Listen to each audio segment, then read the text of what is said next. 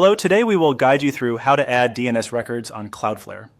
In this walkthrough, we'll go through the process of adding a DNS record inside your Cloudflare dashboard. If you're connecting a subdomain or pointing part of your domain to a specific server, this is where you'll make that update. To begin, open the Cloudflare dashboard and go to the Domains Overview page. This is the main area where you can see the domains available in your account. Once you're there, look for the sample domain you want to manage and click on it to open that domain's settings. After the domain page loads, move to the left-hand navigation menu and click on DNS. This section is where Cloudflare lets you manage the DNS configuration for the selected domain.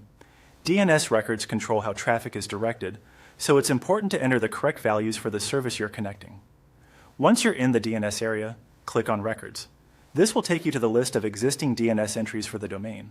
Here, you can review what has already been configured and add new records as needed. Next, click on Add Record. This opens the form where you'll enter the new DNS record details. Take a moment here to make sure you're adding the correct record type and values based on the setup you need. In this example, you'll be entering a name and an IPv4 address.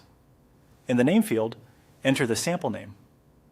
This value typically represents the host or subdomain you want to create. For example, depending on your setup, this could be something like a subdomain label rather than the full domain name. Make sure the name matches exactly what your configuration requires.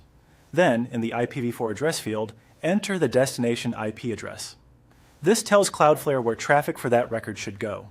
Be careful when typing this in, since even a small mistake in the IP address can prevent the record from working properly. Once you've filled in the required fields and confirmed everything looks correct, click Save. Cloudflare will then add the DNS record to your domain's configuration. After saving, it's a good idea to double-check that the new record appears in the records list. Keep in mind that DNS changes can sometimes take a little time to fully apply, depending on caching and propagation. That's it. You've successfully added a DNS record on Cloudflare.